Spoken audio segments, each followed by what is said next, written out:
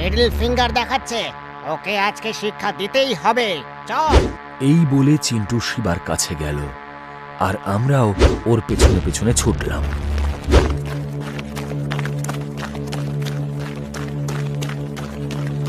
পিছু করতে করতে আমরা তিনজন তিনতলার টয়লেটের কাছে পৌঁছে গেলাম। হ্যাঁ, ভেতুটা মনে হয় টয়লেটের ভেতরে লুকিয়ে আছে। চিন্টু বলল আমাদেরকে। আরে চল না, ওকে মজা দেখাতে হবে। এই বলেই আমরা তিনজনে টয়লেটে গেলাম। ভেতরে ঢুকতেই আমরা শিবাকে দেখতে পেলাম। ও আমাদের দিকে পেছন করে মাটিতে বসে কিছু একটা খাচ্ছিল। আওয়াজটা অনেকটা মূলো গাজর খাওয়ার মতো।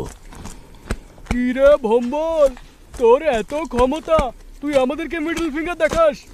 রাজু দূরে দাঁড়িয়েই ওকে বলল, কিন্তু শিবা আমাদের দিকে ঘুরেও তাকালো না। তাই আমরা তিনজনেই ওর কাছে গিয়ে দাঁড়ালাম। ওঠ না ভম্বল। রাজু তার